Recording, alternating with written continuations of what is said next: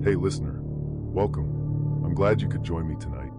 I'm your storyteller, and I'll be your companion as you drift off to sleep. Or perhaps as you lie there wide awake, listening to this story, unsure if you'll ever fall asleep again. ChatGPT said, "It's funny how life can feel so mundane, so predictable, until one thing, one small moment, flips everything upside down." That's what happened to me, and honestly, I wish I could have ignored the signs, brushed them off, and moved on. But I couldn't. Not when I realized the terrifying truth. Let me start at the beginning, though. I'm Jenna. I was 24 at the time this all happened. I had just moved into a new apartment in a quieter part of the city, hoping to get away from the noise and the craziness of my old place. I wasn't exactly living in a luxurious loft, but it was cozy. 2 bedrooms, small kitchen, and just the right amount of space for me and my stuff.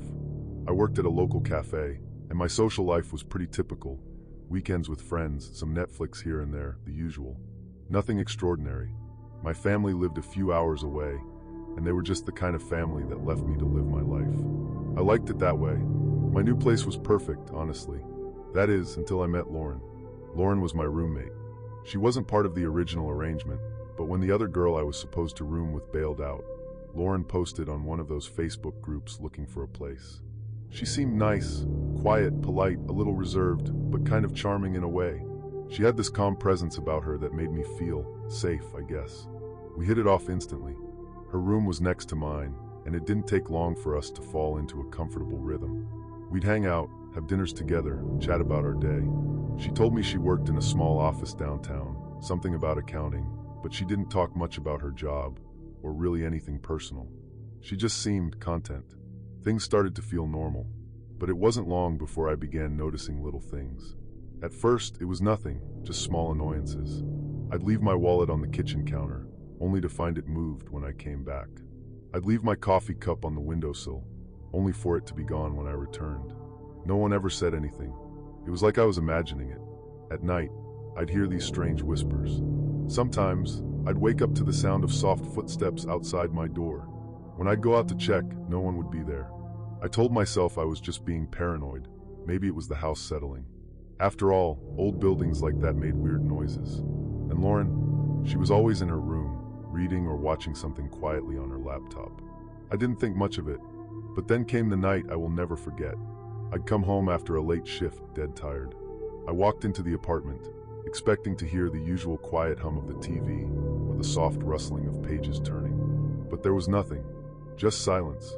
I checked the kitchen, thinking maybe Lauren was asleep, but she wasn't there. That's when I noticed something strange. The couch cushions were all messed up, as if someone had been sitting there, someone who wasn't Lauren. "Lauren," I called, half expecting her to be in her room. No answer. I checked her room, but the door was locked. I knocked a few times. Still nothing. I told myself maybe she was just out or taking a late-night walk. She did that sometimes. But as I stood there, staring at her door, something felt off. There was this weird, heavy feeling in the air, like the kind you get when you know something's wrong but can't quite put your finger on it. I shook it off, made myself some food, and went to bed. The next few days, things kept happening. The whispers started to feel more like conversations, distant but clear, coming from behind my walls from her room.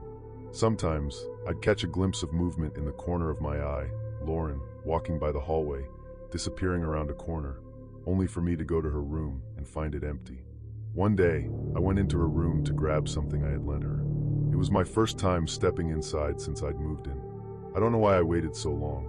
Her room was cold. I mean, physically cold. It felt different, like the air didn't move in there. There was a musty smell, too, like stale air and something deeper. I didn't know what it was. I pulled open the closet door, and that's when I noticed the picture frames on the desk. I hadn't seen them before. I wasn't snooping. Honestly, I wasn't, but they were so strange. They were old black and white photos of Lauren, yes, but also someone else. Someone I didn't recognize. A man. And in some photos, there was just darkness around her, like shadows that shouldn't have been there. My heart started to race. I didn't know why I felt so uneasy, but I needed to get out of there. Fast. That night, after I made my way back to my room, I couldn't sleep. The whispers had grown louder. It was like they were calling my name now. Jenna. Jenna. Soft, persistent, but not in any way human. The next morning, I decided to confront Lauren. I needed to know if she was okay. If maybe she had a family member or someone who could check on her. She hadn't been herself lately. I knocked on her door again, but this time it wasn't locked. I pushed it open slowly. What I saw made my blood run cold. Her room was untouched. The bed was made, no sign of any clutter. The window was slightly open, letting in the faint morning light. But there was something else. There, on the floor, was a stack of papers. I knelt down, picked them up. They were medical records. I scanned through them quickly, my hands trembling. The papers were old, some dated months ago. They all seemed to be about Lauren, but they didn't make sense. There was mention of her being declared dead months ago. A car accident, a funeral. Everything in me stopped cold. What the hell was going on? I dropped the papers, my heart thundering in my chest. That's when I heard it. A faint whisper, so soft it was almost a breath. "Jenna, it's time."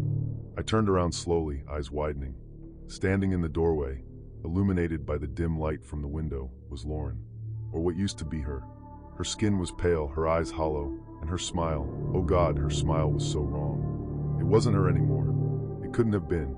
And then in the silence, I understood. She wasn't real.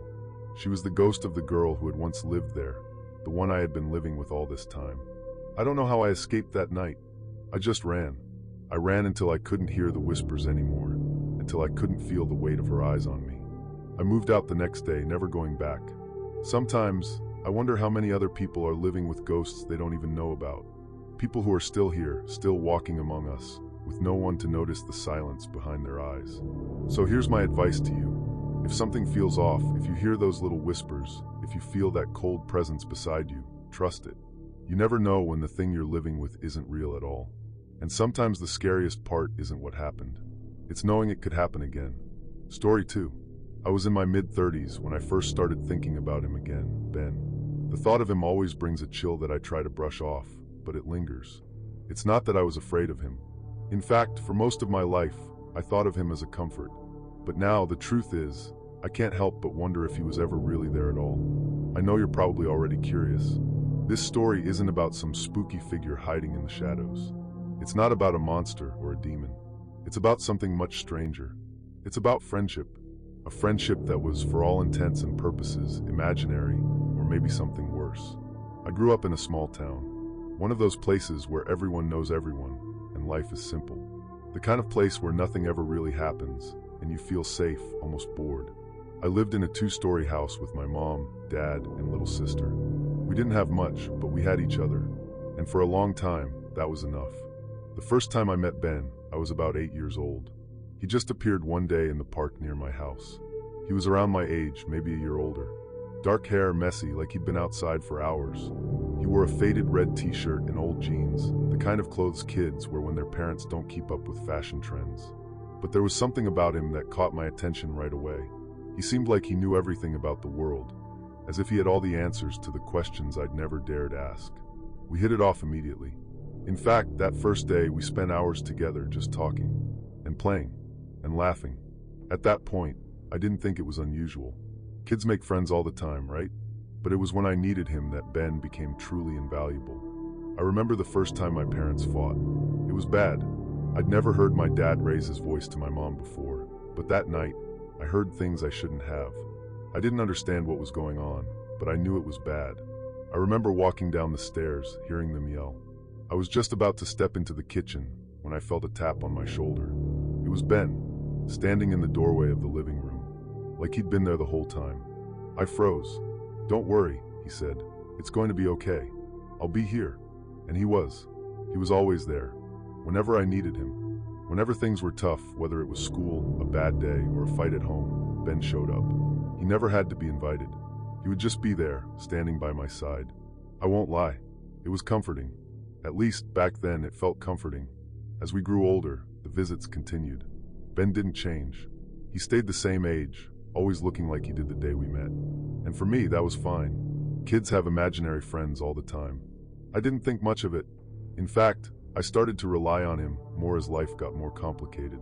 My parents' marriage was falling apart, and I found myself stuck in a place where I couldn't talk to anyone. But Ben was there, always willing to listen. But as time went on, I began to notice things that didn't add up. Small things. Ben didn't seem to have a family, no mom, no dad. He never talked about where he lived or why he was always at my house. If I asked him questions like that, he'd always change the subject. I thought maybe he just didn't want to talk about it. But when I was a teenager, I began to realize something was off. I remember one night, after my parents finally divorced, I was feeling more alone than ever. I was sitting at my desk, trying to study for a test I didn't care about, when I heard a knock on my door. I opened it, expecting to see my mom with a cup of hot chocolate or my dad coming to say goodnight. But no one was there, except Ben. I didn't think anything of it at first. I invited him in, and we talked like we always did. But later that night, I saw something that I can't shake from my memory. It was brief, just a glimpse, but it was enough to make me question everything. When Ben stood up to leave, I saw a shadow pass behind him. It was as if someone was standing just outside my door. But when I looked, no one was there. The next day, I mentioned it to him, and he just smiled as he always did, and told me I was imagining things. I tried to ignore it. Life went on. I graduated high school, and soon after, I left for college. I didn't see Ben as much during those years, but he would still show up, especially when I was struggling. He would always know just when to arrive, as if he was keeping track of my life. Then a few years ago, I got a call.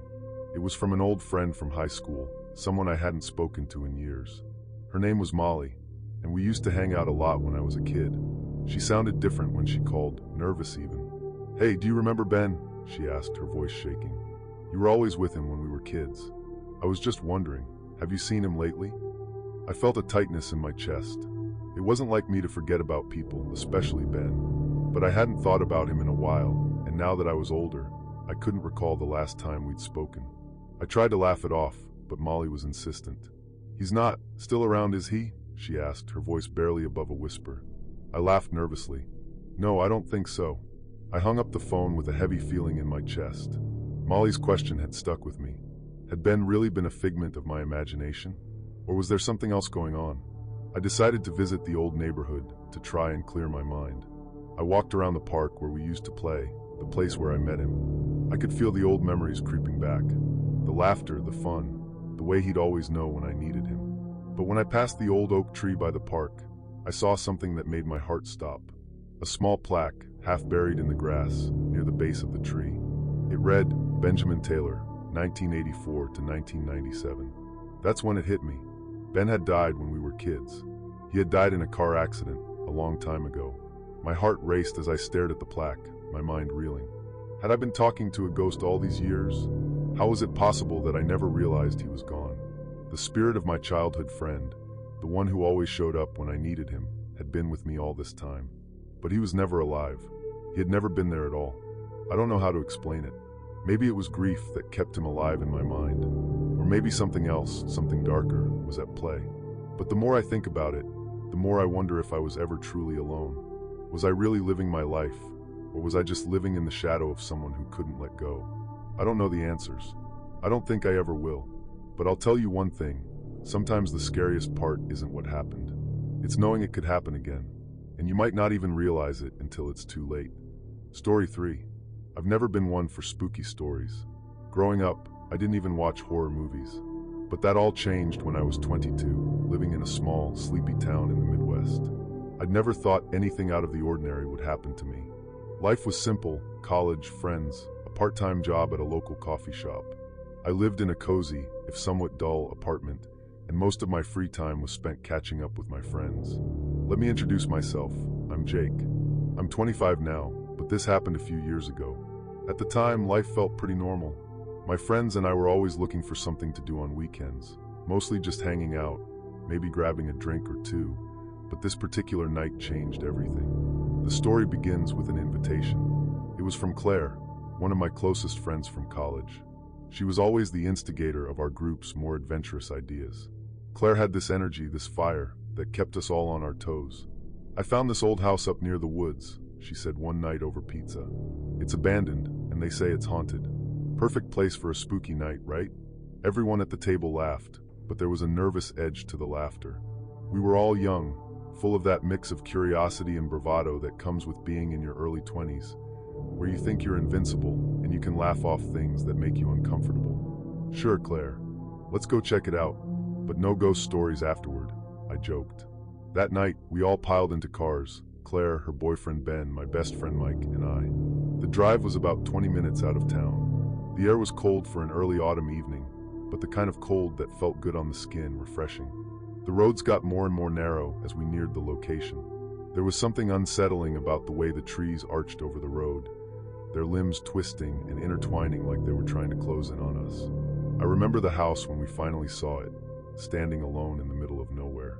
It was a crumbling Victorian-era building, with cracked windows and ivy growing up the sides, as though nature itself was trying to reclaim it. We parked in front, the headlights of our cars casting eerie shadows on the porch. I could feel the hairs on the back of my neck stand up. "Spooky, right?"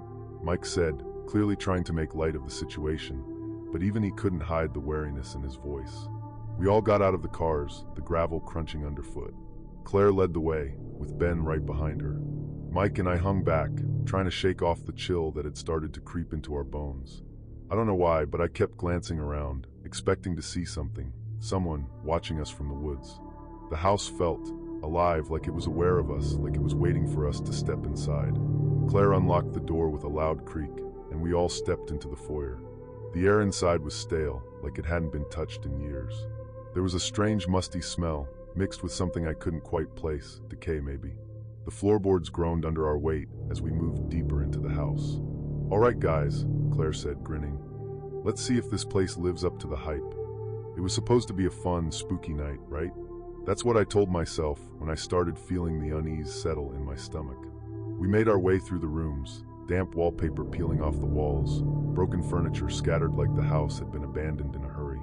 The whole place felt abandoned, like no one had lived there in decades. That's when things started to get strange.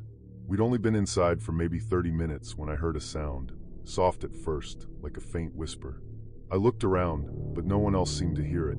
It was odd, like a voice coming from somewhere deep in the house. I told myself I was just hearing things. I wasn't the only one who had felt the creep of fear in my chest, though. Mike kept glancing over his shoulder, his face pale. "Hey, Claire," I said, my voice a little shaky. "Are you sure this place is safe?" Claire laughed it off.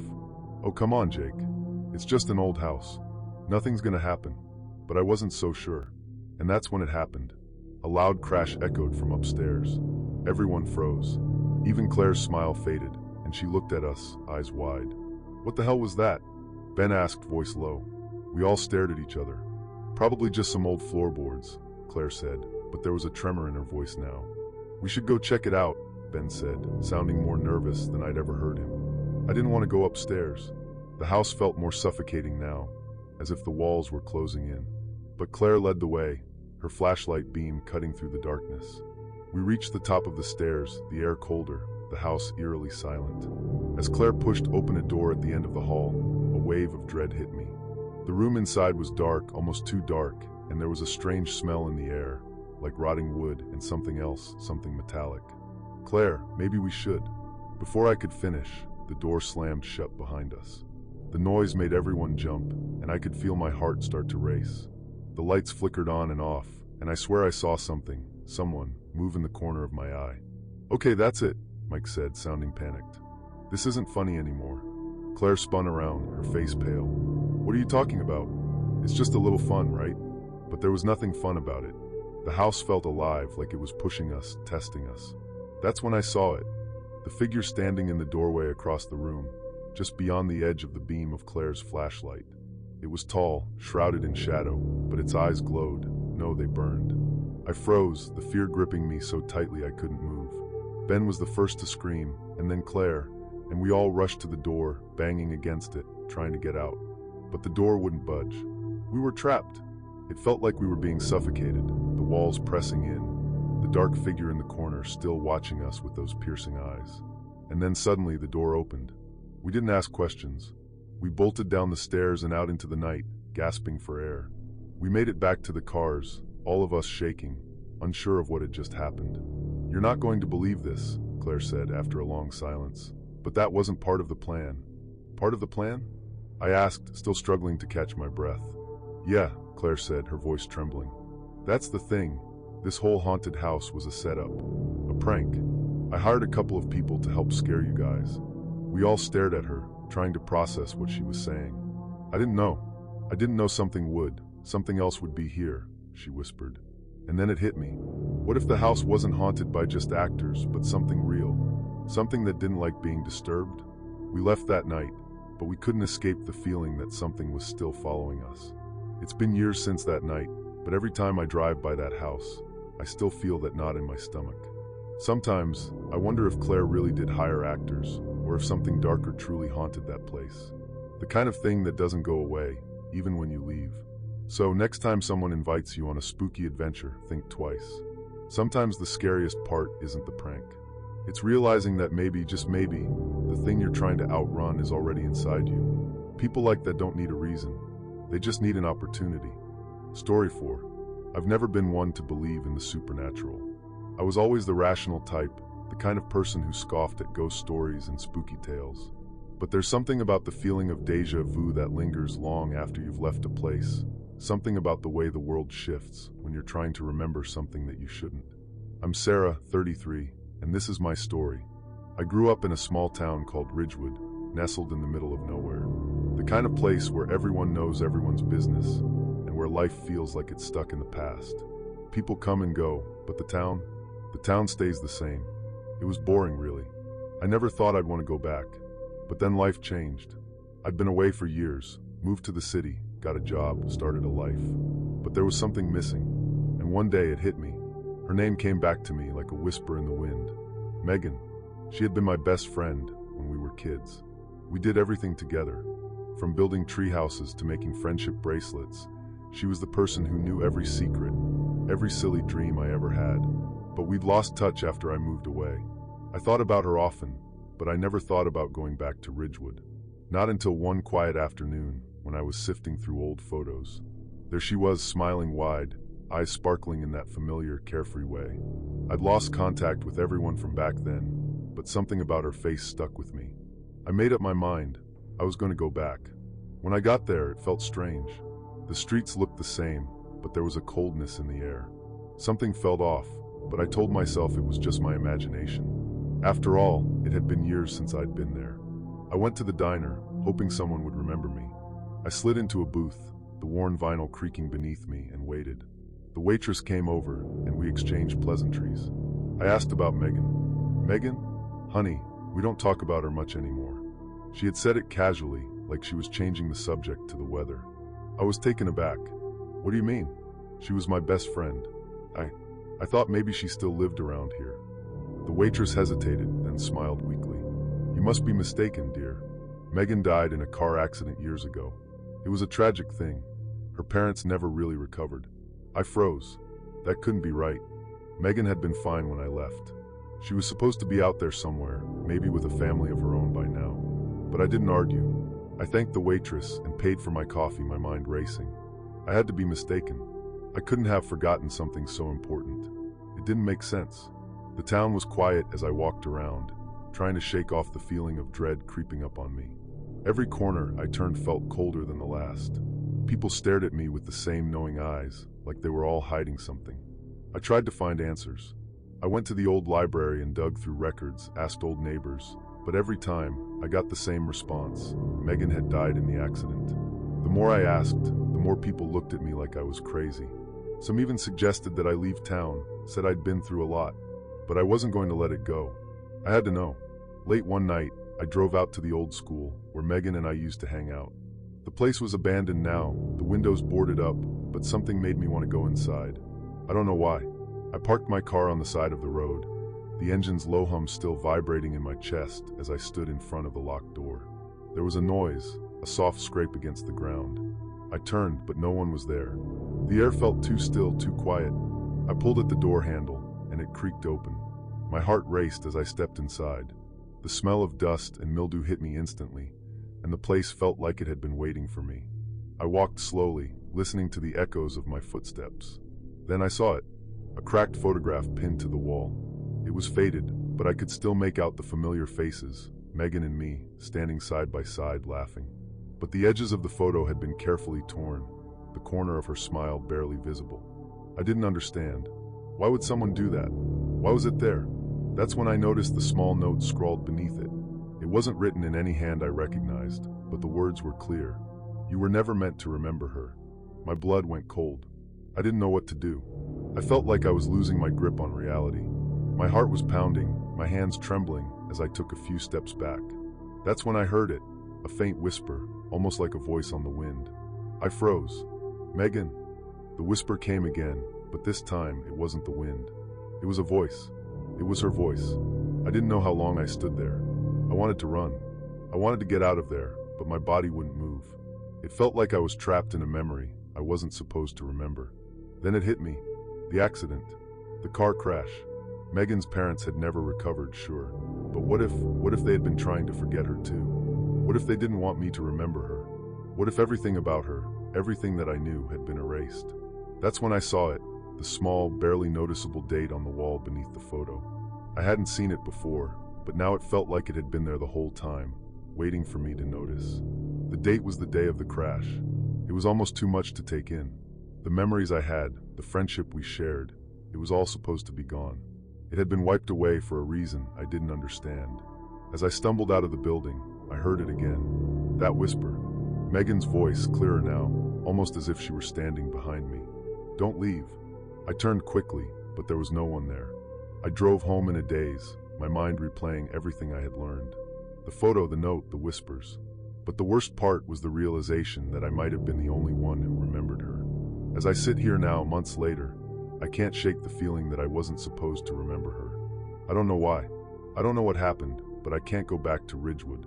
Every time I close my eyes, I see her face, the face of my childhood friend, the girl who never existed. But maybe she did once. Maybe she was real.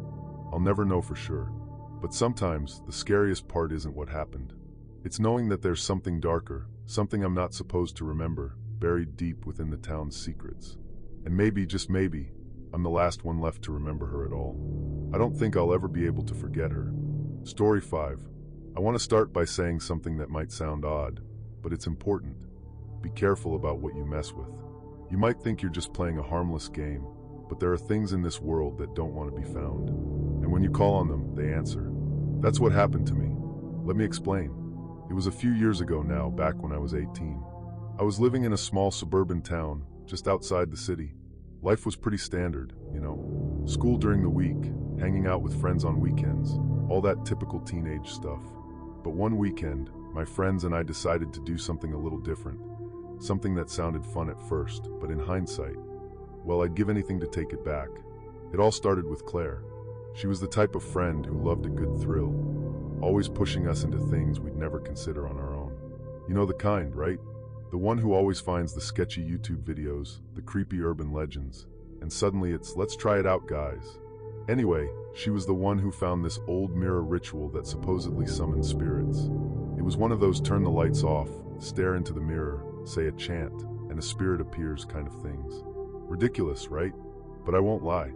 The curiosity was there, and after a few weeks of Claire bringing it up, we agreed to try it. I mean, we were at that age, full of bravado, thinking nothing could really hurt us. We gathered at Claire's house one Friday night for a sleepover, like we did every few weeks. But this time, there was a plan. The setup was simple. We turned off all the lights, lit a few candles around the room, and stood in front of the mirror in her living room. There was this old, slightly cracked mirror in her basement that she'd found at a flea market a few months back.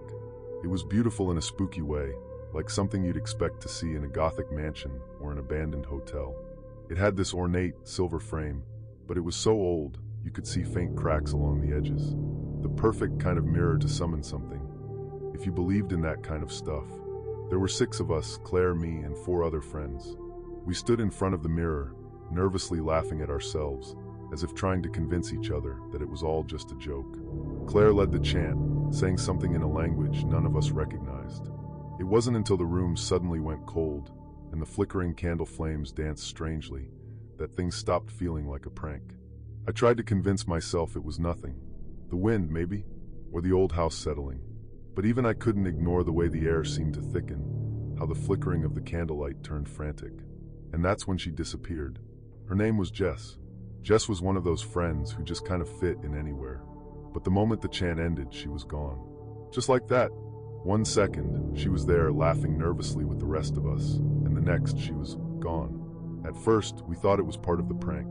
Jess was always messing with us, hiding or jumping out of places to scare us. But as we called her name, our voices started to tremble. The house was silent except for our calls. No response. Then we checked the room. Nothing. We checked the hallway, the kitchen, her bedroom.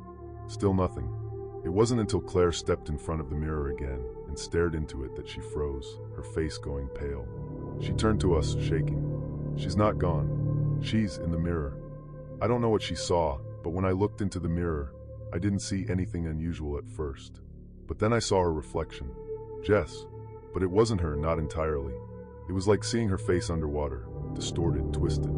Her eyes wide, her mouth opened, like she was trying to scream, but nothing came out. We couldn't just stand there. We were panicking now, shoving each other out of the way to get a better look. Claire tried to touch the mirror, but as soon as she did, she jerked her hand back like she'd been shocked. The glass was freezing to the touch. "I told you," Claire whispered. "I told you this was real. This isn't a joke. We have to fix it." We tried everything. We banged on the mirror, called Jess's name, even tried pulling it off the wall. But nothing worked. I'll never forget the moment when the house felt alive. The air pressed against my chest, thick like smoke, and the faint whispers began. Not from Jess, but from somewhere else. Something else. The whispers grew louder as the night went on, and we couldn't leave. The door wouldn't open. It felt like the house was holding us in. The mirror became a focal point for all of us. It was like we were trapped by it, unable to look away, unable to escape the pull of whatever spirit was on the other side. At some point, we lost track of time. The candlelight grew dim, and the air chilled to a point where we could see our breath. We huddled together in the living room, too scared to sleep, too scared to leave. The mirror was silent, but the whispers were still there, just beyond our reach. It wasn't until the sound of scratching on the glass came that we realized it wasn't over. That's when Jess spoke. Not from behind us, not from the other side of the door, but from the mirror. The voice was distorted, cracked, like something was clawing its way out. "I'm sorry." Those were the words. They didn't sound like Jess. Not at all. But they came from her reflection. We all looked at each other, shaking, confused, terrified. It felt like hours had passed, but in reality, only a few minutes had gone by. The whispers grew louder, and then the scratching. From inside the mirror, it sounded like nails on glass, desperate and clawing. Jess's reflection was still there, her face contorted in pain, trapped in a world none of us could understand. And then she screamed. We couldn't take it anymore. We had to act. In a panic, Claire grabbed the mirror and tried to throw it out the window. But as soon as the mirror hit the floor, the room seemed to shrink. The walls closed in, and the light dimmed even further. We could hear Jess, no, whatever was in the mirror, screaming, pleading with us to help her. The entire house began to shake. "Don't look back," Claire screamed. "Whatever you do, don't look back." I didn't listen. I turned to look, and there in the mirror was Jess, standing right behind me. The last thing I remember was the darkness, the cold, and the feeling of something pulling me, tugging me towards the mirror. Then, everything went black. When I woke up, I was outside. The mirror was gone, shattered into 1,000 pieces. The house, Claire's house, was completely silent. No whispers, no cold, no Jess. We never found her. The police couldn't explain it, of course. How could they? There was no trace of Jess, no evidence. Just a broken mirror and a house that felt haunted, even after the last piece of glass was swept away. Now, years later, I still think about that night. I don't know if Jess is still in that mirror, but I can't stop thinking about what she said before she vanished. "I'm sorry." Sometimes I wonder if she was apologizing to us or warning us. So, if you're ever in a situation where your friends decide to mess around with something like that, trust me, you're better off leaving it alone, because some things are better left forgotten. Story 6. It was just another day at work when I first met Mark. We had a standard office setup, cubicles lined up like a maze, the dull hum of fluorescent lights overhead, and the occasional clatter of keyboards filling the air. You know, the kind of place, boring, predictable, the kind where everyone just keeps their heads down, doing their job and minding their business. I was in my mid-30s, living a pretty uneventful life. My days were mostly work, grab a bite with some friends, head home, sleep, rinse, repeat. Nothing too exciting, but nothing particularly bad either. I was content, or at least I thought I was. Then came Mark. He started at the company in the middle of a busy month, so I didn't pay him much attention at first. You know how it goes. You get the new guy's name, you exchange a couple of pleasantries, and that's about it. But Mark, he was different. Right from the start, there was something about him. He had this natural charm. It It was like he knew exactly what to say to make everyone feel at ease. I never saw him flustered, never saw him rattled. He always knew the right words, the right gestures, the perfect little smile. One day, not long after he started, I was swamped with work. The deadline was looming, and I was getting behind on a project. Mark noticed, of course. He came over to my cubicle, leaning in with a friendly grin. "You look like you could use some help," he said, his voice calm, almost soothing. "I've got a bit of time. Want me to take a look?" I was hesitant at first. Who doesn't want to look competent at work? But he seemed so genuine. So I handed over the work, half expecting he'd do what everyone else does. Glance at it, say they're too busy, and leave it at that. Instead, Mark sat down and actually helped. Not just some small task here and there, but he dove into it. He organized my mess of papers, pointed out where I had made mistakes, and even found a way to make the project more efficient. It was like he was working on the project like it was his own. When I thanked him, he just waved it off with a modest laugh. "No need to thank me," he said. "We're a team, right?" That's when I started to think there might be something to this guy. A few weeks passed, and Mark and I began to talk more. We'd go out for drinks after work, catch up on the latest shows, or just chat about life. He quickly became a fixture in my routine, and I found myself relying on his advice more and more. Work was easier with him around, and I'd be lying if I didn't admit I enjoyed his company. But there was something strange about him, something I couldn't put my finger on. It started small at first.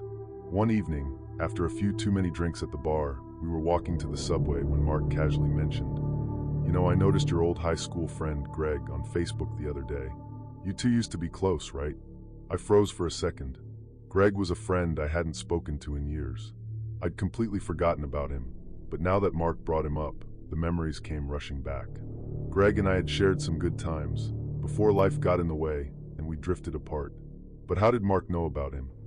Yeah, I said, trying to play it cool. "We were good friends." "How'd you know?" Mark just smiled like it was no big deal. "Oh, just saw him in a few old pictures you posted. Thought I'd bring it up." I laughed it off, but the next morning, I couldn't shake the feeling that something was off. It was a strange coincidence, I thought. But the more I thought about it, the more unsettling it seemed. How could he have known about Greg? I wasn't the kind of person to post much on social media, let alone photos from my past. And then I remembered something else, how Mark seemed to know details about my life, things I'd never mentioned. Where I lived, my favorite food, even how I liked to spend my weekends. I tried to brush it off. Maybe I was just being paranoid. Mark was a great guy. We were friends, and friends help each other out. That's what friends do, right? But then things started to escalate. A few weeks later, I got an odd message on my phone. It wasn't from anyone I recognized, just a string of random characters and a vague, creepy feeling behind it. It wasn't exactly threatening, but it was unsettling in a way I couldn't explain. I showed it to Mark the next day, just to get his opinion. "Do you think someone's messing with me?" I asked, handing him my phone. He took it, scanning the message with a furrowed brow. "Weird, but it's probably nothing. Don't let it bother you." But his eyes lingered on the phone for a moment longer than necessary. I didn't think much of it at the time. He was probably just concerned, right? I didn't know it then, but that was the first sign of something darker brewing. The next week, I came home late from work to find my front door unlocked. I was sure I'd locked it before I left. It wasn't a big deal, right? I told myself I was just tired, maybe I'd forgotten. But then I noticed something strange, a photograph. It was of me standing at the subway station looking at my phone. It wasn't a particularly special photo, just a candid shot taken on my way home, but the fact that someone had taken it felt off. I asked Mark about it the next day, my voice shaky. "Have you been to my place recently? Or, I don't know, been around the area?" He shook his head, his face looking genuinely confused. "No, I haven't been to your place. What's going on?" I didn't buy it. It felt wrong. But I didn't have any proof, did I? It could have been anyone. The paranoia kept building, though, until I began to notice Mark's behavior becoming more intense. He'd show up at my favorite cafe, just by chance. Or he'd call at odd times, like 2 a.m., and when I picked up, he'd hang up immediately. The worst part? He started imitating me. Not in a flattering way. It was more like he was becoming me. He started wearing my clothes, mimicking my habits. Even my friends started noticing the way he would mirror my every move. It was like he was trying to become me, to take over my life piece by piece. I knew it was time to act. I tried distancing myself. I ignored his calls, stopped responding to his messages, but nothing worked. One evening, I came home to find my apartment ransacked. Nothing was missing, but everything felt wrong, like someone had gone through my life just to see what they could take. That night, as I sat on the couch, the doorbell rang. I wasn't expecting anyone. When I opened the door, there he was, Mark, standing in the doorway, a look of twisted satisfaction on his face. "Why the cold shoulder, man?" he asked, his voice unusually calm. "You're acting like I've done something wrong." I didn't know what to say. I felt sick to my stomach. It was like looking into the face of someone who had become me, or at least who wanted to. "You've gone too far, Mark," I said, trying to keep my voice steady. "I don't know what's going on, but this isn't normal. You need to stop." He smiled, a knowing smile that sent a shiver down my spine. "Oh, I'm not going anywhere," he said, his voice almost soothing. "Not until we're the same." I slammed the door in his face, and that's when I finally called the police. The investigation led to nothing concrete, no clear evidence that Mark had done anything illegal. But I couldn't shake the feeling that he was still watching me. It's been months now, and I've moved to a different city. I don't know where Mark is, but sometimes I swear I feel his presence. I changed my phone number, moved apartments, and started locking every door, every window, every night. The worst part? I can't shake the feeling that he's still out there, waiting for me to slip up. And the scariest part of all, sometimes I wonder if I'm just imagining it. What if he's already inside my head? What if Mark has become me? Sometimes the scariest part isn't what happened. It's knowing it could happen again. Story 7. I still remember that Christmas so clearly. The cold, crisp air, the smell of pine from the tree, and the laughter of my friends echoing around the room. It was supposed to be a normal holiday gathering, a simple exchange of gifts, food, and good company. Little did I know, one of those gifts would change everything. But let's back up a bit. My name's Sarah, and back then, I was 25. I lived in a small apartment in the suburbs, working as a graphic designer at a local agency.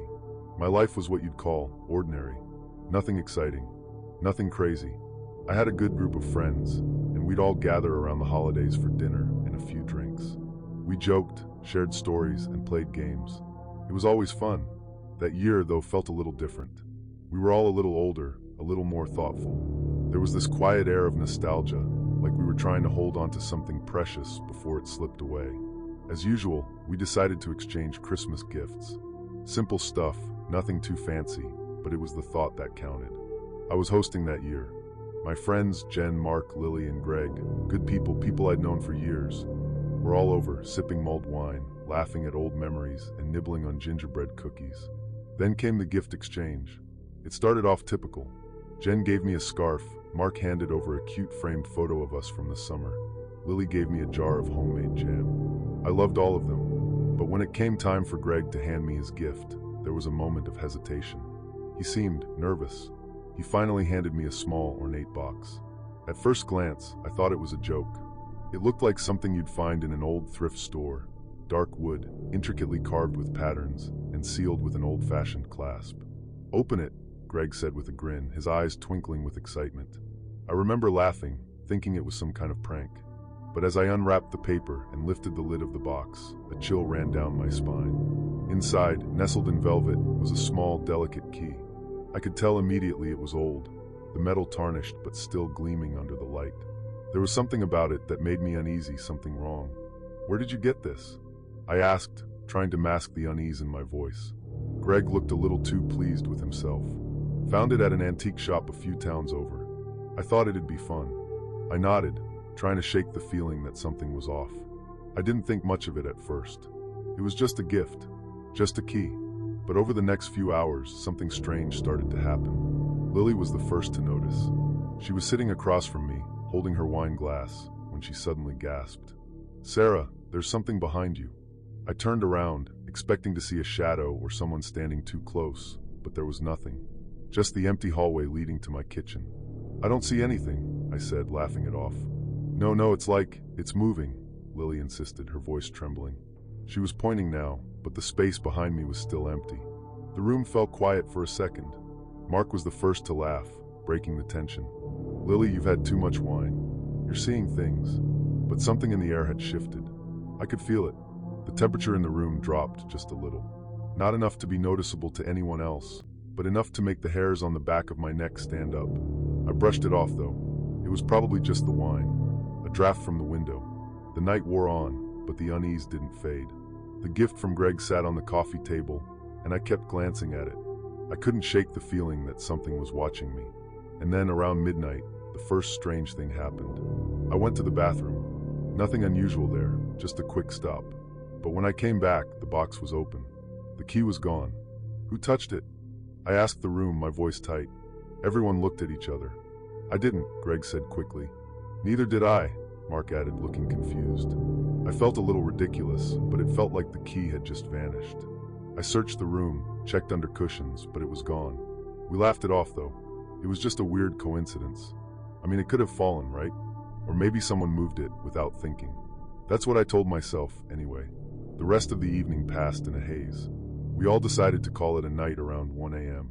Jen left first, then Mark and Lily, and finally Greg. I was left in the quiet of my apartment, feeling strangely unsettled.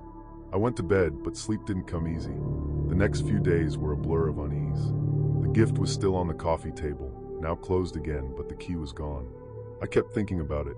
The box, the key, why did it feel like it was meant to be opened? Things started getting worse, though. It started small. I would hear things, whispers, almost inaudible, just enough to make me stop in my tracks and listen. I thought maybe it was just my imagination, maybe the stress of the holidays. But then the dream started. I would dream about that box. In my dream, I opened it, and inside wasn't just a key. There was something else, something dark, something that whispered my name, just like the voices I heard while awake. I woke up each morning with a sense of dread, a tightness in my chest. And then one night it happened. I woke up to a knock at my door. Soft at first, like a tap. I didn't answer, thinking it was just a neighbor or someone trying to be polite. But then it came again, louder this time, almost insistent. I got out of bed, my heart racing. There was no one in the hallway. I checked my peephole, but there was no one out there. I opened the door. Nothing.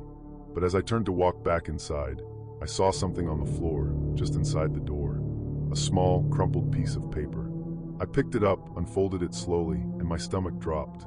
It was a drawing of the box, the key, and me standing next to it, my eyes wide with fear. I didn't know what to think, but then the real horror began. Over the next few days, things started to get weirder. My friends began to act differently. Greg was distant, almost too calm, while Mark and Lily became strangely paranoid. It was like they were all under some kind of spell. And then one by one, they started to disappear. Jen was the first. She just vanished one night, no explanation, no goodbye. Then Mark. Then Lily. It was just me left, alone, in the apartment, with the box. I thought I was going crazy. Was I? But then one night I saw it. The box opened on its own. The key reappeared, glowing faintly in the dark. And when I reached out to touch it, a cold, icy hand closed around mine. That's when I realized. The curse wasn't just on the box. It was on me. And now there was no escaping it. Every night, I hear the whispers. I see the shadows moving in the corners of my room. And each time, the curse takes hold a little more. Sometimes I think back to that night, the Christmas when it all began. And I wonder, if I hadn't opened that box, if I hadn't touched the key, would my friends still be here? Would I still be the same? But it's too late for answers now. If you ever find an antique box with a key, don't open it. Don't even touch it, because once you do, you'll be marked. And the evil that follows will never let you go. Sometimes the scariest part isn't what happens. It's knowing it could happen again. Story 8. I've been debating for a while whether I should even share this. It feels so surreal, like something straight out of a movie. But I guess sometimes the scariest stories are the ones that come out of the most ordinary lives. I'm not a writer, I'm just someone who works in IT. A regular guy living in a regular apartment in the city. It's easy to get lost in the monotony of it all, working long hours at my desk, grabbing coffee from the same shop, chatting with the same coworkers. Life was fine, you know. Unremarkable, but fine. Safe. But then there's this one thing, one person, that turned everything upside down. It all started a couple of years ago, when I made the mistake of venturing into the dark corners of the internet. A decision I'll regret for the rest of my life. I should have known better, but I was curious. Too curious for my own good. One night, bored and looking for something new to occupy my time, I ended up on the dark web. Don't ask me why. I don't know why I even bothered. It was all the usual stuff you read about but don't really think is real. People selling things they shouldn't be, conspiracy theories, weird videos. But then I found something different. A chat room with only a few users. It was called The Lost Ones. The name stuck out to me, so I joined. At first, it was nothing unusual. Small talk. Someone posted a joke, someone else shared a creepy meme. And then he messaged me. His name was Ezra. At first, I didn't think much of it, just another random username. But then we started talking. Really talking. It wasn't like the usual superficial stuff. Ezra wanted to know about my life, my thoughts. What I believed in, what I feared. We spent hours chatting, sometimes all night. I know, red flags everywhere. But at the time, it felt like I finally found someone who understood me. Like someone who really cared. We didn't meet face to face. Hell, I didn't even know what he looked like. But there was something in his messages, something that made me feel connected, like I wasn't alone. It wasn't just the deep conversations either. Ezra seemed to know things about me that no one should know. Little things. Things I hadn't even told my closest friends. At first, I shrugged it off. Maybe he was a really good researcher. Maybe he was just good at reading people. We talk about everything, my job, my family, my favorite books, my dreams, my regrets. It felt safe, at least at first. But then it started to get weird. It was small at first, like when you hear something strange and think, that's just my mind playing tricks on me. I was sitting at my desk one night, scrolling through social media, when a message popped up from Ezra. Are you still thinking about that book you mentioned? The one with the yellow cover? I froze. There was no way he could know about that. I'd mentioned it once, in passing, months ago. It was a book I'd thought about getting but never did. I hadn't told anyone about it. How do you know about that? I typed back, my fingers shaking slightly. Ezra's reply was quick. I remember you mentioning it. I've been thinking about it too. That should have been enough to stop me. But it wasn't. Instead, I found myself falling deeper into the conversations. There was something magnetic about him. His words made sense, like he was tapping into something inside me I hadn't even realized was there. We became closer, and over time, it felt like Ezra was the one person I could rely on. I shared everything with him. Then one night, something happened that made me start questioning everything. I'd been out running errands, just the usual weekend stuff. As I walked back into my apartment, I felt off. The hair on the back of my neck stood up, and I couldn't shake the feeling that I was being watched. But when I checked, there was no one there. I shrugged it off, just nerves, right? Maybe it was the city noise getting to me. I went inside, locked the door, and plopped down on the couch. That's when I saw it. A message from Ezra. I see you're home. You've been out for a while. I stared at the screen, my mind racing. There's no way. He couldn't have known that. I hadn't told him when I was leaving. I hadn't told him anything about being out. I quickly typed back, trying to remain calm. How do you know that? His reply was simple. Too simple. I can see it in your eyes. I didn't respond. I should have logged off then, deleted my account, but I didn't. I couldn't. Something kept pulling me back. I convinced myself I was overreacting, but the messages kept coming, and they kept getting more specific. It wasn't just about books or movies anymore. It was my apartment. It was the street I lived on, the bar I went to, even the bus I took to work. And then the Betrayal bombshell came. I was at work, minding my business, when I got a message from Ezra that made my blood run cold. Don't forget to check under your bed tonight. My stomach dropped. How did he? I rushed home that night, a sick feeling growing in my chest. I locked all the doors and checked every window, but nothing seemed out of place. But when I looked under my bed, there, wedged between the floorboards, was a small piece of paper. It was a photo of me, taken from inside my apartment. I didn't know what to do. I called the police, of course, but they didn't find anything. No signs of forced entry. No sign of anyone being there. They said I might have just forgotten I'd taken the picture myself, or that it was some sort of prank. But I knew that wasn't true. That night, I went online to confront Ezra. I typed out a message, my fingers trembling. What is this? What the hell is going on? His response was slow this time, almost like he was savoring it. You should have never trusted me. And then I understood. Ezra wasn't just some guy looking for a friend. Ezra was someone who had been watching me, monitoring me for months. He was a hacker, a dangerous one. Everything I did, everywhere I went, it had all been logged. Every conversation we'd ever had, every detail I'd shared, was just part of his twisted game. And the worst part, he knew everything. He knew my habits, my routines, my insecurities.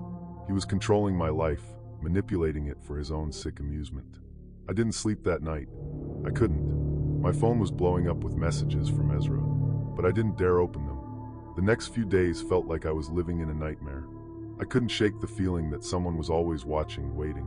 I changed my passwords, I locked everything down. But Ezra always found a way to get back in. He was everywhere. At work, at the store, online. Then one day it stopped. Just stopped. No more messages. No more photos. No more watching. I don't know why he stopped. Maybe he got bored. Maybe he moved on to someone else. But I never felt safe again. I moved out of that apartment, changed my job, deleted all my online accounts. But sometimes I still feel that cold shiver up my spine. I don't go online much anymore. And every time someone sends me a message, I can't help but wonder, is it him?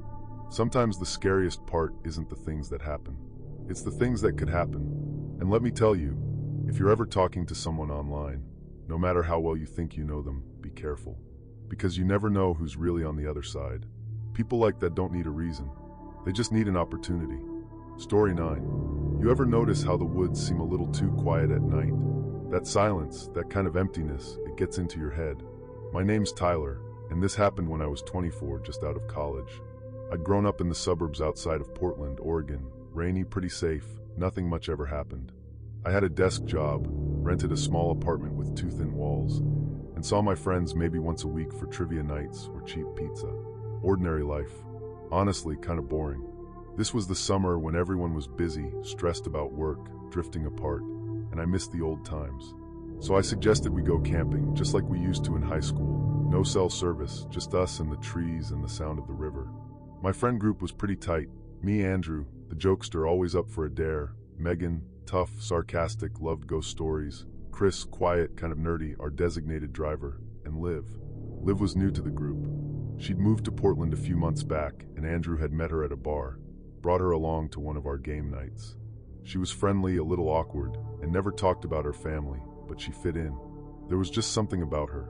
She laughed a little too hard at bad jokes, always seemed tired, but she was up for anything. The only weird thing was, sometimes she'd zone out, like she wasn't even there for a minute.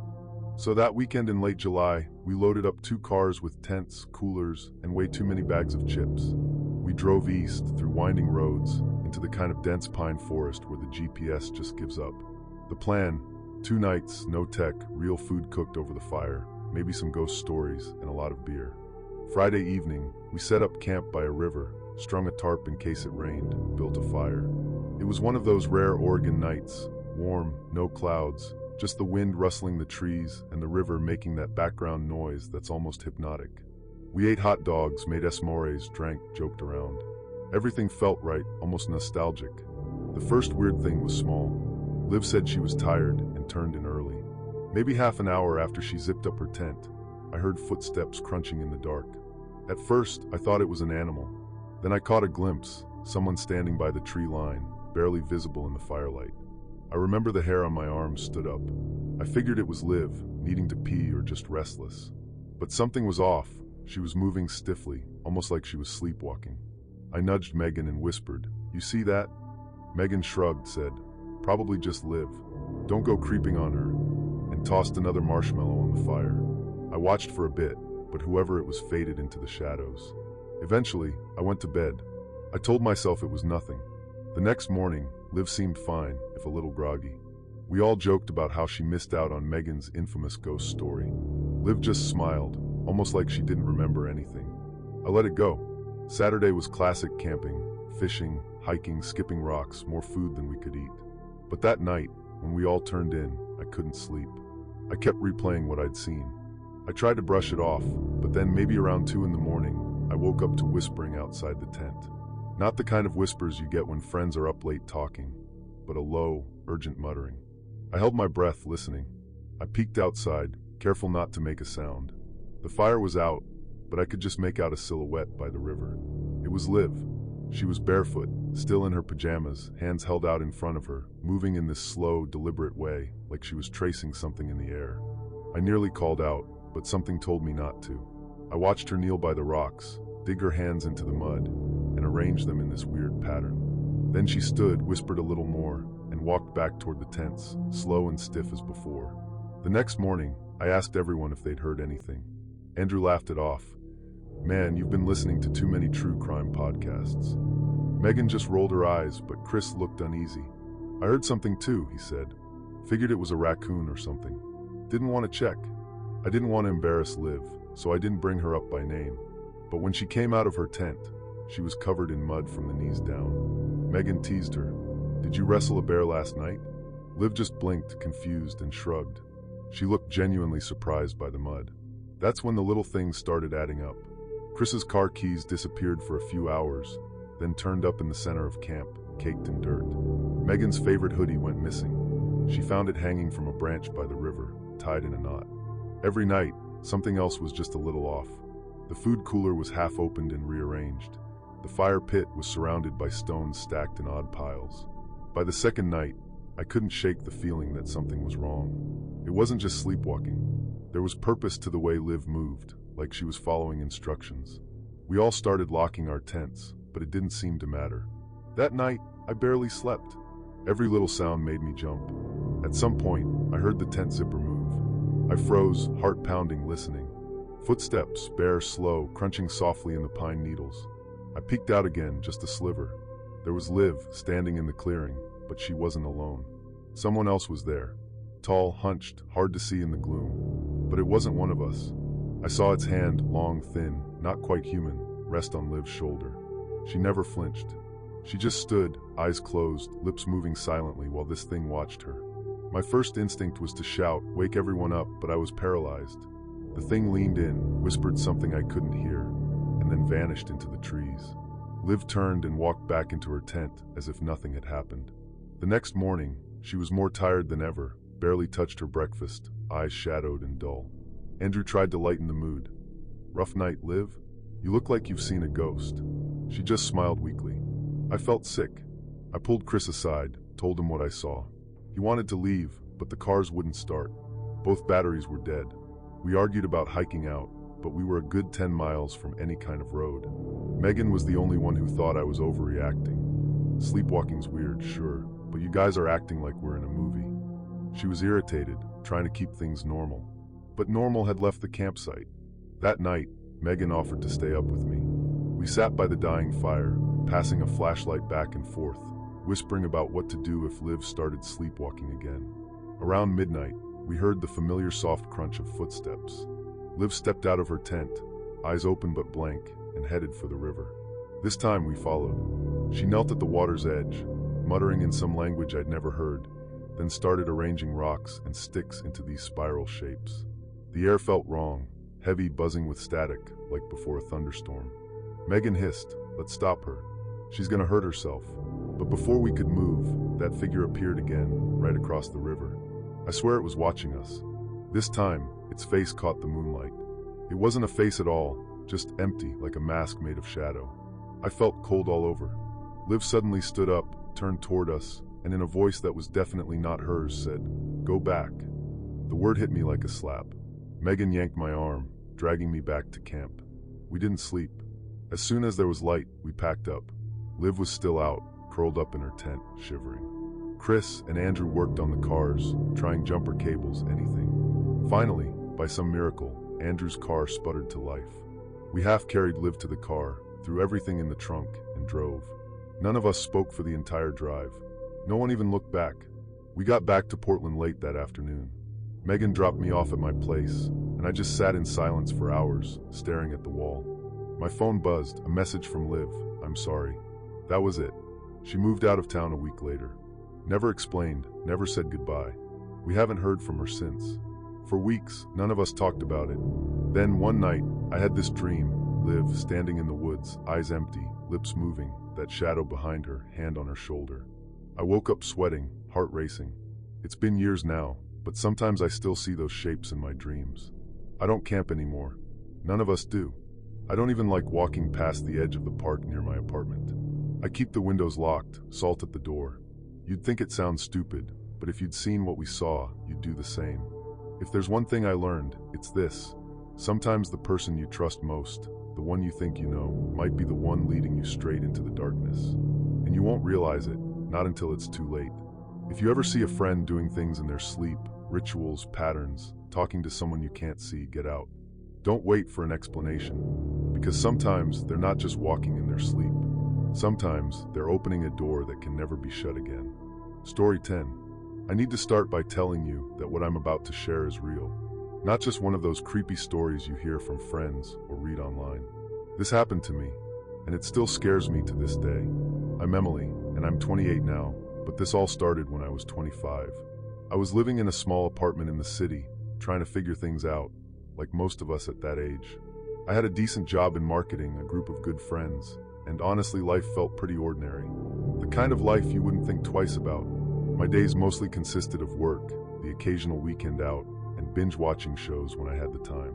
It was simple, safe, almost boring. But then things started to change. It began with the messages. At first, I thought it was just a glitch.